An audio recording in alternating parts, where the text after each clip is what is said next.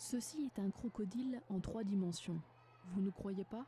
Et pourtant, qui n'a jamais rêvé de jouer avec les œuvres d'un musée? C'est le concept que propose Art in Island, le plus gros musée interactif des Philippines. Il regroupe plus de 200 peintures de tailles différentes. Installé dans une ancienne gare routière, le musée tentaculaire dispose de 11 zones dédiées à la reproduction de versions 3D, antiquités égyptiennes, animaux, œuvres d'art, et il y en a pour tous les goûts et pour tous les âges.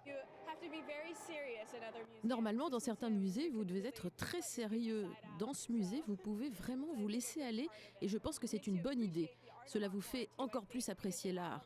En plus, il y a des œuvres ici et vous pouvez vraiment jouer avec. Et ça, c'est vraiment chouette. C'est magnifique. Au début, c'est impressionnant. Ils ont créé les pièces qui sont si différentes. C'est une très bonne expérience pour les enfants parce que mes enfants, par exemple, sont les premiers à créer et à inventer des nouvelles poses. Pour permettre cet aspect visuel, le musée utilise les murs et le sol pour représenter au mieux le concept.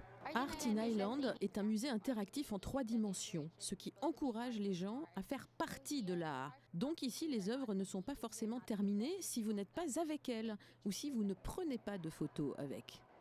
La peinture dans ce musée, c'est donc du travail en 3D. On profite des murs, justement, et du sol aussi. L'intégralité du musée est peint, et cela rend les œuvres si réalistes lorsqu'on utilise la perspective et la profondeur de champ des peintures, ce qui encourage les gens à faire partie de l'art. C'est comme si vous étiez à l'intérieur de l'image lorsque vous prenez des photos.